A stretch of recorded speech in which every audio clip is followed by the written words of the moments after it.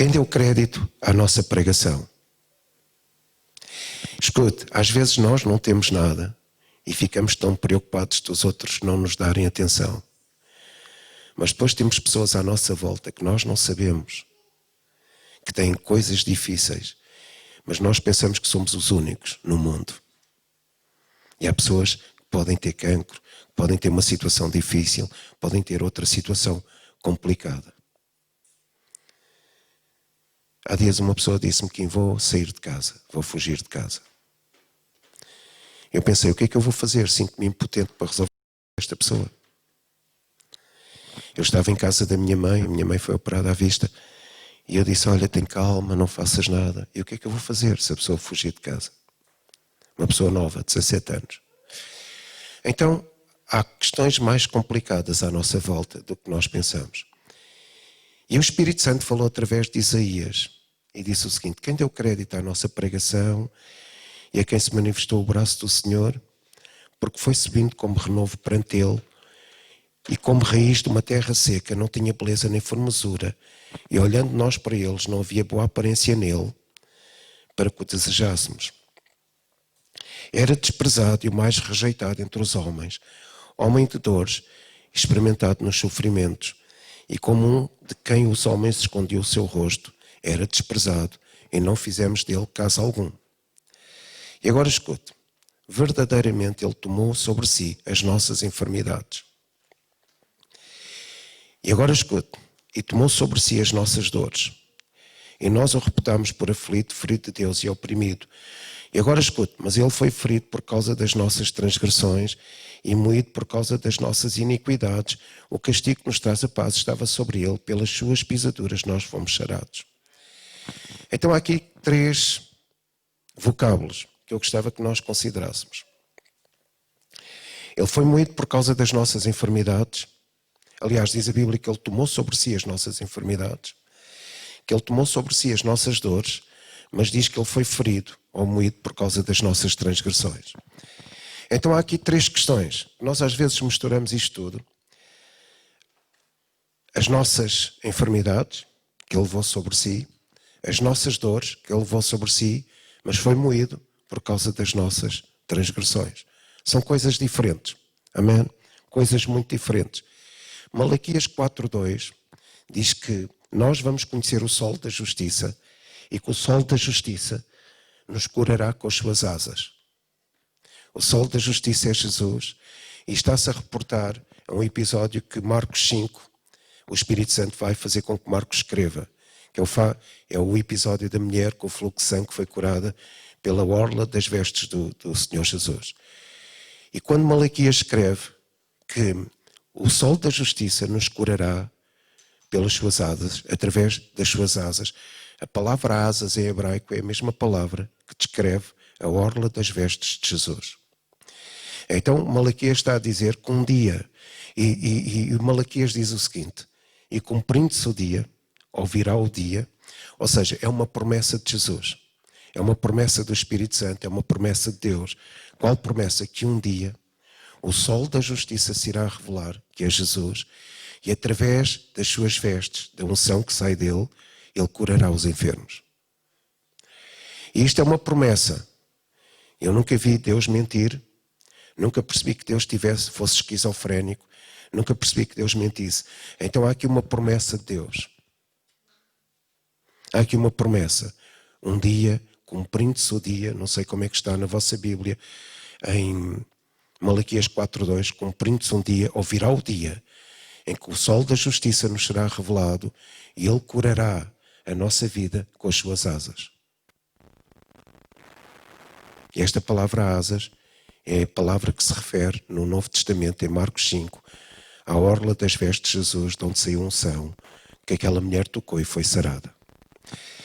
Então eu quero considerar aqui algumas coisas de Marcos 5. Havia uma mulher com fluxo de sangue.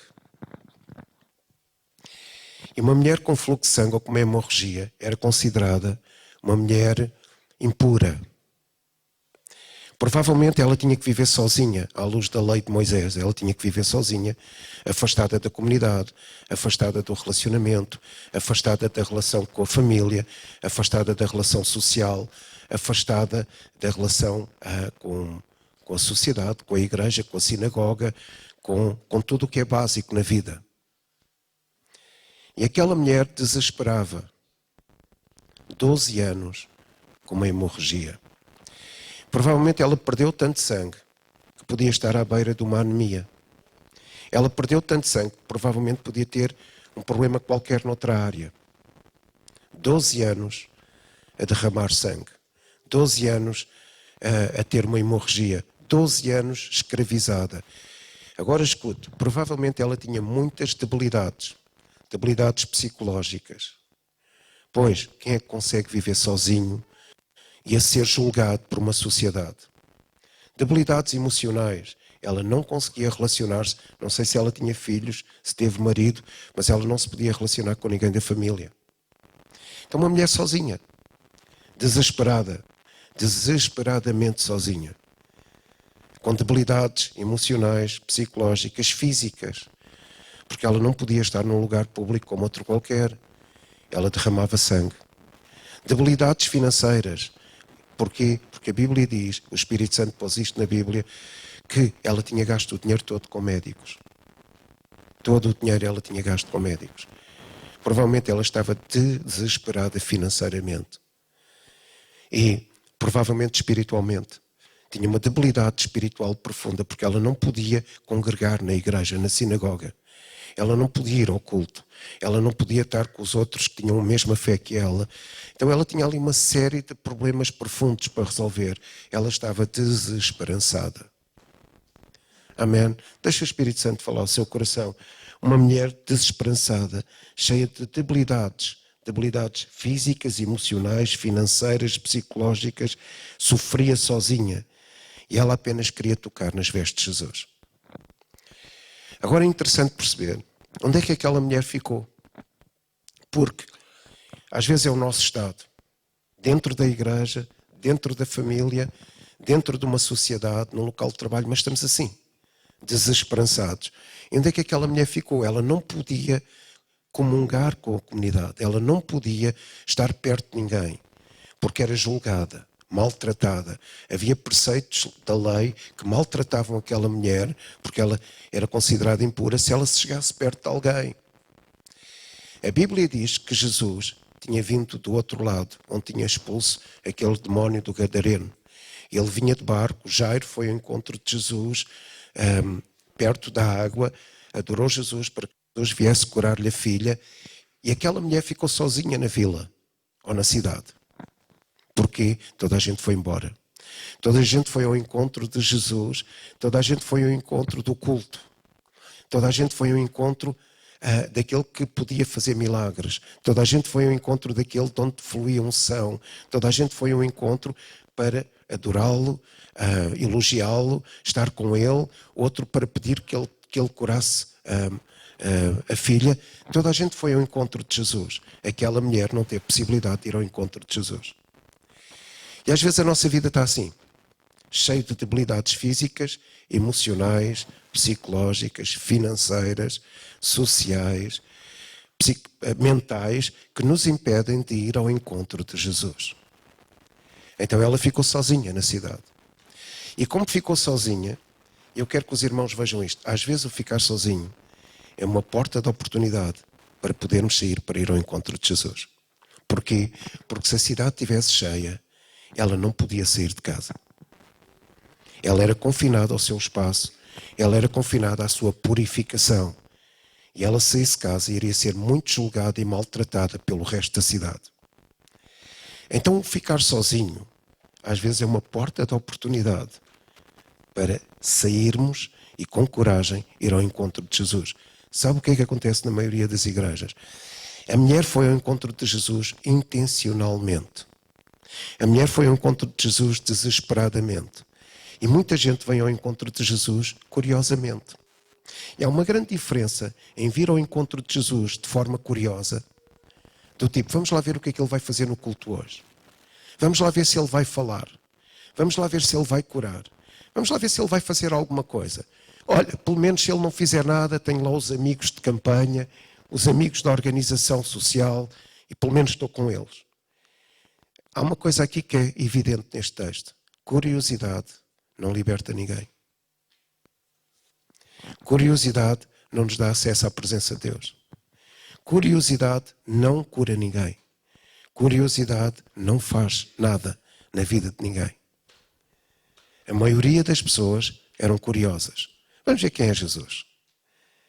E a curiosidade, vamos ver se ele faz alguma coisa hoje na igreja. Vamos ver como é que o louvor se desenrola. Vamos ver o que é que sai da pregação. Vamos ver se alguma coisa acontece. Curiosidade. Gente curiosa não chega à presença de Deus. Fica ali à porta. Gente curiosa não tem acesso à cura. Fica à porta. Gente curiosa não tem acesso à libertação. Fica à porta.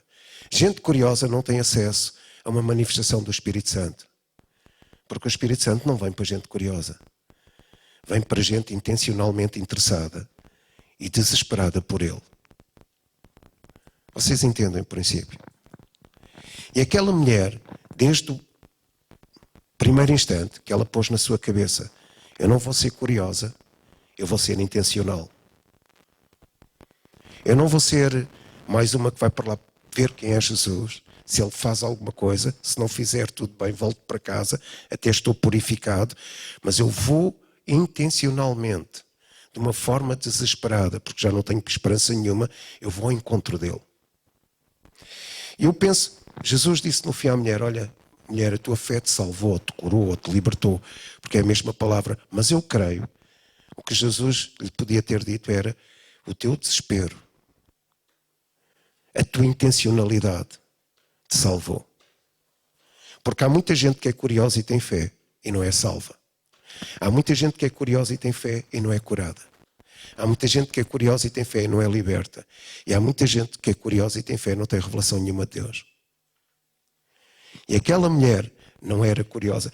Repare nisto, todos os outros que estavam lá a apertar Jesus, porque depois Jesus vem a caminho da casa de Jairo para ressuscitar a filha. E quando Jesus vem, eles apertam Jesus. Mas nenhum teve maior revelação do que aquela mulher. Estavam todos curiosos em andar com Jesus. Estavam todos curiosos em perceber quem Jesus era.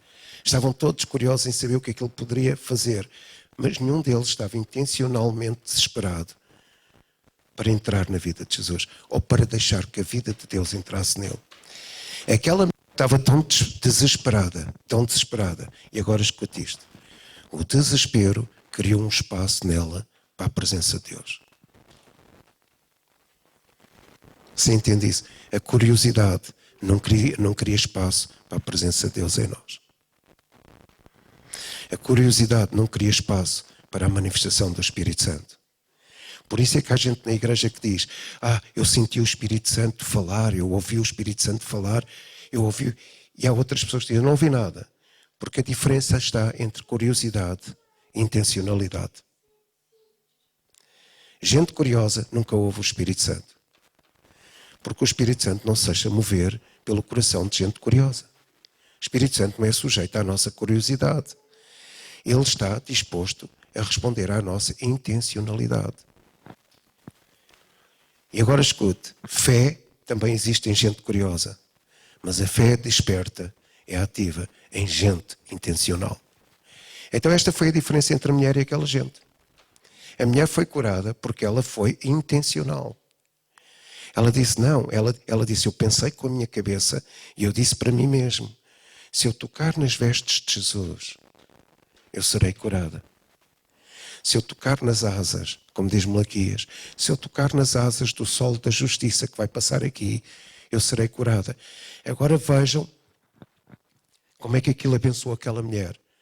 Ela era debilitada financeiramente, emocionalmente, psicologicamente, mentalmente, socialmente, relacionalmente, fisicamente. Ela era debilitada em todas as áreas. 12 anos escravizada por uma doença, 12 anos escravizada por ser sujeita a uma exclusão social e espiritual. Ela não podia comungar com os outros. 12 anos. A mulher estava desesperançada. Feita Malaquias. Então há aqui uma questão. Gente curiosa nunca se lembra das promessas. Gente curiosa não está nem aí para a promessa de Deus para a sua vida. Gente intencional lembra-se do que Deus falou, do que o Espírito Santo fala e lembra-se da promessa de Deus para a sua vida. A promessa age em gente intencional. A promessa é refletida, ativada em gente intencional. A promessa se manifesta em gente que diz, não, eu vou tocar nas vestes de Jesus.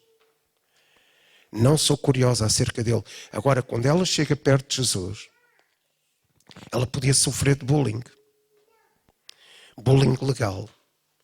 Ela podia ser maltratada, injuriada, escavacada no meio daquela multidão. E se eles reparassem que ela ia ter com Jesus, eles iriam excluí-la, pontapeá-la, iriam considerá-la impura. O facto é que ela estava desesperada por Jesus. E ela saiu de casa e provavelmente pensou, quero lá saber. Eu vou passar pelo meio deles. Provavelmente ela até foi agachada no meio daquela multidão. Porque gente que quer Jesus vai de qualquer forma ter com ele. Gente que quer Jesus ousadamente procura-o. Gente que quer Jesus desesperadamente passa por onde tiver que passar para tocar nele. Você entende? E ela saiu de casa, não sei a quantos quilómetros ou quantos metros estava distante do centro da vila. Jesus vem para seguir para a casa de Jairo, vem com a multidão toda que saiu da praia com ele. Jairo está desesperado, quer correr para casa porque a filha está morta. E a mulher sai de casa, passa no meio daquela gente toda, sujeita a ser espezinhada, maltratada, sujeita a que viesse lá um cristão legalista e dissesse, o que é que estás aqui a fazer? Vai, mas é para casa. Isto não é para ti, este louvor não é para ti, este culto não é para ti, esta oração não é para ti, tu não mereces isso. Ela estava sujeita a isso tudo. Vocês entendem? Mas ela estava desesperada por Jesus. Então eu creio que ela se agachou, passou por meio daquela gente toda para não ser vista, porque se ela fosse vista, era posta no lugar, provavelmente até morta, porque era impura, e ela passa por aquela gente toda desesperada. Intencionalmente, ela disse, eu vou tocar em Jesus. Agora, nós não estamos a ver o clima daquilo, não estamos a ver a intensidade climática da cena emocional, mas vejam toda a gente aos gritos, está aqui Jesus, está aqui não é? O rei dos judeus, está aqui Jesus, o Salvador, está aqui não sei quantos, acabou de expulsar um demónio do outro lado, vai para a casa de Jairo ressuscitar-lhe a filha, e toda a gente eufórica, e aquela mulher desesperada. Às vezes a euforia também não liberta fé nenhuma. Só liberta curiosidade, muitas vezes. E aquela gente eufórica, atrás de Jesus, aquela multidão percorrer aquela estrada até a casa de Jairo, atrás de Jesus, eufórica, entusiasmada, alguns curiosos, e a mulher passa por entre aquela gente toda. E ela teve uma coragem enorme. Porque ela tinha uma intenção de tocar em Jesus. Amém. Agora, porque é que eu li Isaías 53? Por uma razão muito simples. Porque eu creio que em Isaías 53 há uma restauração completa para cada um de nós. E aquela mulher creu que houve uma restauração completa para a vida, havia uma restauração completa para a vida dela. Em que sentido? Eu creio que aquela mulher foi curada das suas dores. Quais dores? Das suas debilidades, das suas fragilidades, das suas fraquezas emocionais. Imagine uma mulher fechada em casa, 12 anos. Imagine uma mulher fechada em casa, sem relacionamento com um homem, 12 anos. Imagine uma mulher fechada em casa sem ver os filhos, 12 anos. Imagine uma mulher fechada em casa sem comunhão com o resto da comunidade, 12 anos. Imagine uma mulher a pensar que vai morrer durante 12 anos. Imagina uma mulher a ouvir durante aquele tempo todo os médicos a dizerem não há cura para si. Imagina uma mulher a gastar todo o dinheiro que tinha e a ficar desesperada porque aquilo não resolveu o seu problema. Como é que ela foi ter com Jesus? Toda escavacada. Toda escavacada, rasgada, psicologicamente rasgada. Provavelmente ela se pegasse numa chávena de café, deixava cair a chávena de café ao chão, e se tivesse lá um fariseu, iria julgá-la por isso. E acharia que era pecado, e aquilo foi apenas uma fragilidade da mulher. E às vezes é o que nós fazemos, nós julgamos os erros dos outros como se fossem pecado, e às vezes os erros dos outros são apenas debilidades. Imagina que aquela mulher dizia assim, eu estou muito mal. E vinha alguém aqui da igreja dizer, está calada, tu és uma estúpida, tu não estás nada mal, não podes dizer isso, não estás a falar em fé. Mas a mulher estava débil. A mulher estava com um problema de saúde há 12 anos. Mas nós julgamos sempre a fé dos outros, as ações dos outros, as intenções dos outros. Mas a verdade é que a mulher, debilidade não é pecado. E a mulher podia dizer, olha, eu estou mal, Jesus. E vinha logo ali o Judas dizer, estás mal o quê? Põe-te bem, tu tens é que ter fé, estás aqui ao pé do Salvador. E a mulher apenas tinha um problema, uma fragilidade. Mas diz a Bíblia que Jesus também levou sobre si os nossos problemas psicológicos, que não são pecado. Levou sobre si as nossas fragilidades emocionais, que não são pecado, porque a Bíblia diz que levou as nossas dores. E dores não é pecado. E dores não é enfermidade. Dores é uma pessoa que quer ter um comportamento saudável e não consegue. Dores é uma pessoa que quer chegar a casa e dizer aos filhos que os ama e não consegue dizer isso. Não consegue fazer comida. E nós achamos, e aquela tipa não faz comida para o marido, é uma estúpida, é uma fragilidade. Dores é uma debilidade emocional, psicológica da pessoa. A pessoa quer fazer e não consegue. Quer fazer melhor e não é capaz. Vocês entendem? Quer ser diferente, mas o comportamento dela não deixa que ela seja diferente. E não é pecado. E não é pecado.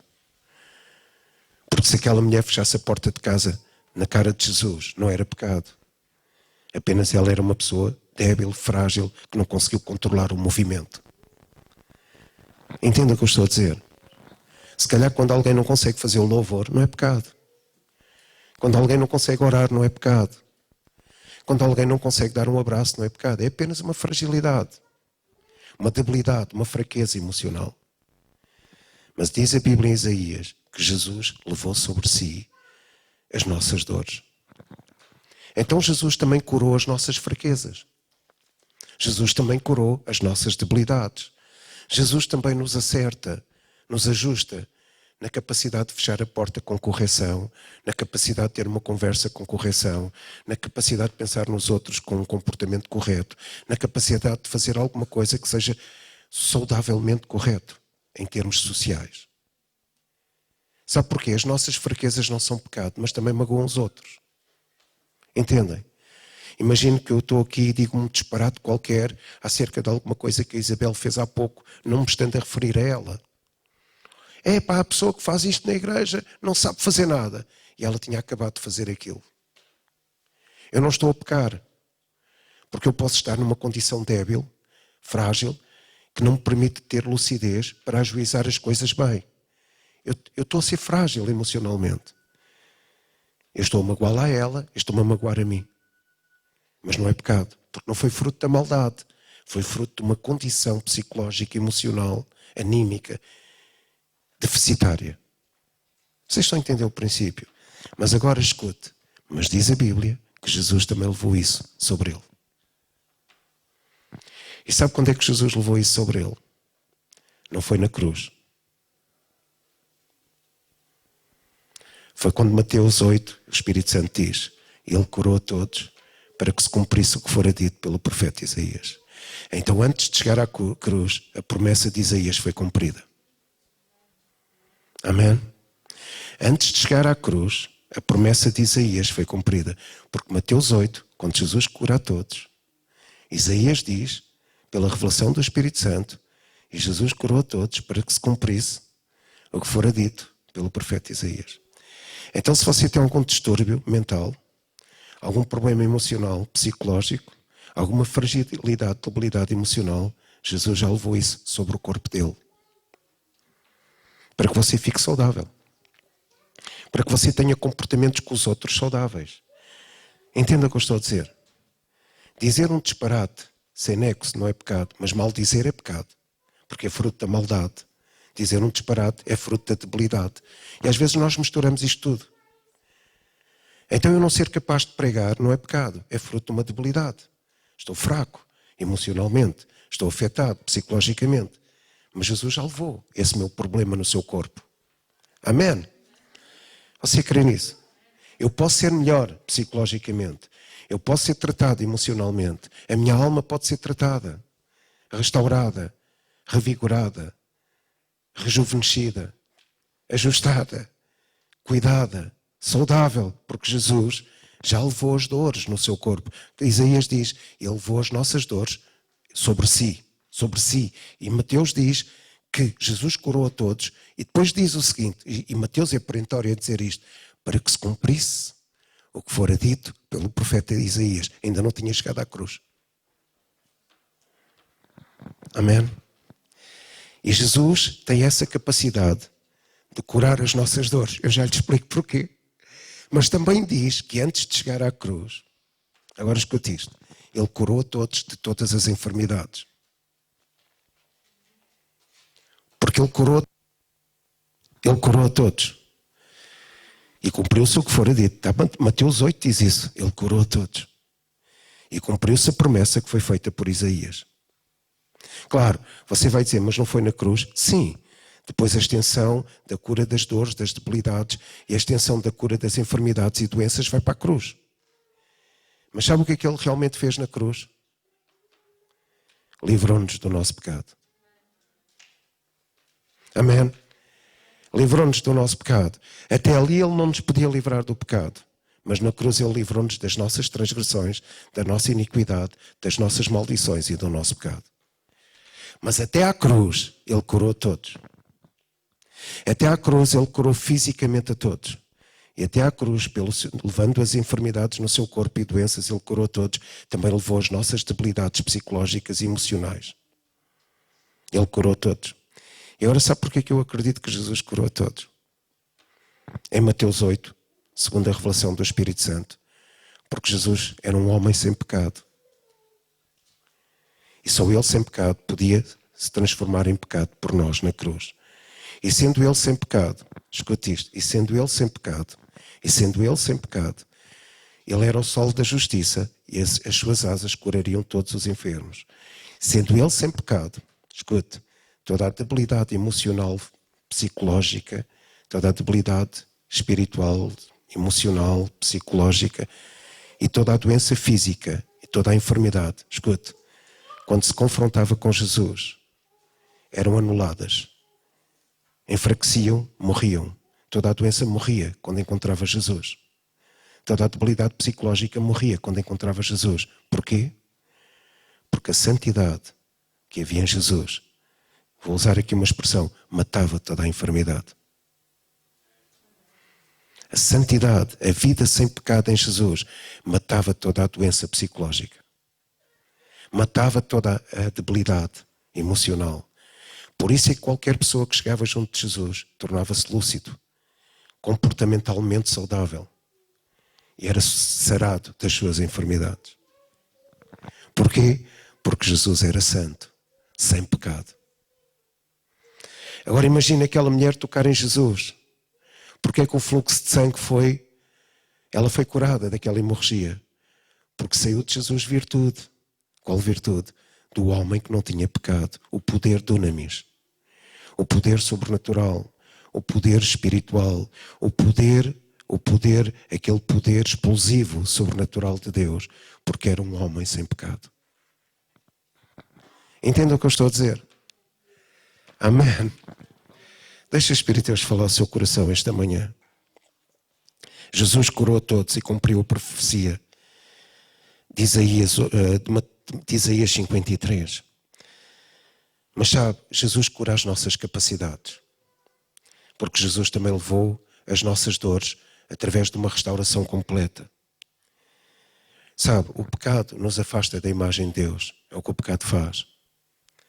E o pecado nos afastando da imagem de Deus pode provocar depois esta fragilidade e debilidade, mas também as doenças físicas. E Jesus começou por curar o resultado do pecado. As nossas fragilidades, debilidades, dores e curou também as nossas doenças físicas. E depois acabou por tratar do problema, da raiz do problema, na cruz do Calvário. Ou seja, Ele levou sobre si todos os nossos pecados, todas as nossas transgressões e as nossas iniquidades. E eu creio que quem se chega a Jesus, escute isto, desesperadamente intencional.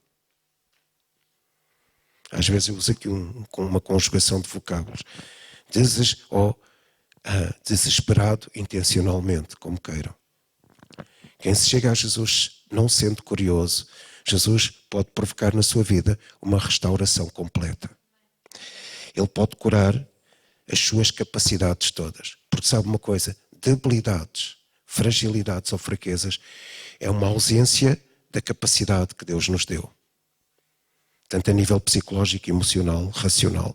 E Jesus pode curar as nossas debilidades, que são as nossas dores, debilidades emocionais, racionais, físicas, psicológicas. Entende? Você está a entender o princípio? Porque Ele levou sobre si, antes da cruz, as nossas dores. Está escrito em Isaías. Em Mateus 8 diz que Ele curou a todos, para que se cumprisse o que fora dito pelo profeta Isaías. Mas Ele também pode levar as nossas enfermidades físicas, as nossas enfermidades, as nossas doenças. Sabe que as dores, as nossas debilidades causam dores. Uma pessoa que quer fazer uma coisa e não consegue por causa do seu estado psicológico é uma pessoa sofrida. Alguém que quer fazer alguma coisa e não consegue por causa do seu estado emocional é uma pessoa sofrida. E nós temos sempre a veleidade de criticar, aquela pessoa não fez isto porque não sei o quê. Mas ela tem um problema, uma debilidade física, emocional, às vezes racional, não pensa devidamente. Entenda o que eu estou a dizer. Mas Jesus também levou a condição daquela pessoa no seu corpo. Só que as nossas debilidades causam dores. Imagine que eu venho pregar e não consigo. Eu vou ficar ali sofrido, entristecido, causou uma dor. Houve uma debilidade física, mental ou emocional, não consegui fazê-lo. Imagine que eu quero o Arlindo bem e não consegui, não o tratei bem, por causa de uma fragilidade emocional. Eu queria fazê-lo e não consegui. Isso pode causar dor. Mas escute, Jesus levou as nossas dores. Jesus levou as suas debilidades emocionais, físicas. Quem quer chegar a Jesus, desesperadamente intencional, pode ser curado. Porque a promessa cumpriu-se. Porque o profeta Malaquias diz, e chegará o dia. Ou seja, e cumprir-se-á o dia em que o sol da justiça nos é revelado, e Ele nos curará com as suas asas. Então o sol da justiça foi revelado durante a vida de Jesus, e o sol da justiça teve o seu auge na revelação em Mateus 8. Ele curou a todos, porque diz, curou a todos para que se cumprisse o que fora dito. Mateus diz isso da parte do Espírito Santo. Curou a todos para que se cumprisse o que fora dito pelo profeta Isaías. Então Jesus naquele momento levou as debilidades físicas, emocionais, racionais, mentais, psicológicas de toda a gente, mas também levou as enfermidades de toda a gente. Quando é que isso teve o seu ponto, o seu clímax, o seu auge? Na cruz do Calvário. Porque ali Ele acabou definitivamente com a raiz destes problemas, que era o pecado, a transgressão e a iniquidade. E então na cruz Ele fez o que tinha a fazer, que foi levar as nossas transgressões, as nossas iniquidades e as nossas maldades e os nossos pecados. Mas antes Ele já tinha levado as nossas dores e as nossas doenças. Amém? Deixa o Espírito Santo falar ao seu coração. No seu corpo, sobre si, Ele já tinha, claro que aquilo depois é transposto tudo para a cura. Mas Ele já tinha iniciado a referência da cura das nossas debilidades emocionais e a referência da cura das nossas debilidades físicas. E eu vou terminar. Amém? Amém. Porquê é que Ele fez isso? Porque um corpo sem pecado tem a possibilidade de deixar que o pecado dos outros toque, ou de que a doença dos outros toque, e o corpo sem pecado possa desfazer essa doença. Você crê nisto? Um corpo sem pecado pode desfazer as nossas doenças. Então você precisa de ir a Jesus desesperadamente e reconhecer que Ele não tem pecado. Que Ele é perfeito. Ele é perfeito. Ele é santo. É a perfeição da santidade. Então se eu tiver algum problema psicológico, emocional, alguma dor, alguma debilidade, eu posso tocar em Jesus e essa dor, essa debilidade, essa fragilidade pode ser desfeita através do homem que não tem pecado. Mas também se eu for ter com ele alguma doença, essa doença também pode ser desfeita através do corpo de um homem que não tem pecado. Amém? Mas se eu tiver algum problema com pecado, com maldade, eu posso ir à cruz. Porque eu vou lá encontrar o corpo espagado de um homem que não tinha pecado, que me levou sobre ele todas as minhas transgressões, iniquidades, maldades e pecados. Deixa o Espírito Santo falar sobre a sua vida. Amém no seu coração. Escute isto. Vou aqui aliviar-vos um bocado. Fragilidade emocional, debilidade, fraqueza, não tem a ver com maldade. Há pessoas que não têm fragilidades emocionais, não é por causa do pecado, é por causa das dores. Entendam o que eu estou a dizer? Fragilidade emocional, eu querer fazer uma coisa e não conseguir, não tem a ver com o meu pecado. Eu querer amar alguém e ter dificuldade em dizer que amo, não tem a ver com o pecado. Eu deixar cair o microfone no pé de alguém e magoar, não tem a ver com pecado. Eu partir o vidro do meu carro e o vidro aleijar alguém, não tem a ver com pecado. Tem a ver que naquele momento da minha vida eu tenho uma dor. Eu tenho uma fragilidade. E há pessoas que se consomem que pensam que tem a ver com o seu pecado ou com alguma maldição. Não tem a ver com isso. Tem a ver que naquele momento ela está frágil. Psicologicamente, emocionalmente, fisicamente, mentalmente. Mas Jesus levou sobre o seu corpo, em Mateus 8, essas debilidades da sua vida. Amém? Mas Ele também levou os meus pecados, que têm origem na minha maldade.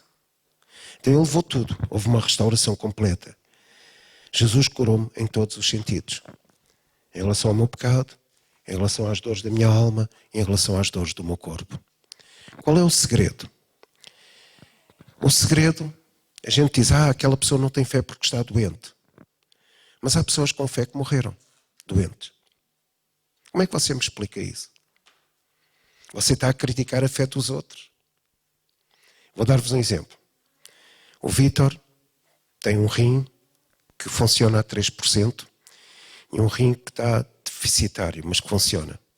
Uma vez ele disse-me, quem sabe, alguém na igreja me magoou, porque disse que os meus rins não são curados por eu não ter fé. Eu disse, Vítor, eu não vou julgar a tua fé, pá. E sabem, se há pessoa que eu conheço que lê a Bíblia todos os dias, é o Vítor. Lê a Bíblia todos os dias. Nas suas questões. E eu disse, mas como é que alguém pode dizer que alguém não é curado por não ter fé? Claro, Jesus disse à mulher, olha, a tua fé te salvou. E esta palavra salvou, salvação, é a palavra sozo em grego, que significa a tua fé te libertou. A tua fé te curou. A tua fé... Se vocês chegarem ao pé de um judeu e falarem a salvação, o judeu vai pensar, a tua fé, esta salvação te deu prosperidade financeira. Esta salvação te deu salvação eterna. Esta salvação te deu cura. Esta salvação te deu libertação. Esta salvação te deu tudo. Porque a palavra salvação para um judeu é uma panóplia de resultados para a sua vida. Mas eu não posso dizer que alguém tem um problema de saúde porque não tem fé. Não posso dizer isso. Porque a história não comprova isso. Comprova que houve pessoas que através da fé foram curadas e houve pessoas que através da fé não foram curadas. Ou que foram curadas no momento e depois perderam aquela cura. E há pessoas que morreram que tiveram fé e não foram curadas. Não sei qual o propósito de Deus para cada um de nós, mas há uma coisa eu sei. Há uma coisa eu sei. Todos nós temos uma medida de fé que Deus deu a cada um de nós, diz a Bíblia. E há uma coisa eu sei. Que a forma de eu chegar a Deus em fé pode ter vários caminhos. Um deles pode ser a curiosidade, outro deles pode ser a intencionalidade. E uma coisa eu sei, quanto mais intencional eu tocar em Jesus, maior é a probabilidade de sair a unção dele e eu ser curado. Amém? Quanto mais intencional for a minha vida para ele, quanto mais desesperado eu for intencional para ele, quanto mais desesperado eu correr para ele, quanto mais intencional eu me render a ele, maior é a virtude que sai dele para mim. E aquela mulher, vou terminar, aquela mulher pôs em causa tudo. E é interessante que a Bíblia é tão linda, o Espírito Santo fala tão bem através da Bíblia, que a maioria das situações onde Jesus operou em pessoas desesperadas. A mulher apanhada em adultério podia ser morta. Os leprosos, que eram excluídos da sociedade.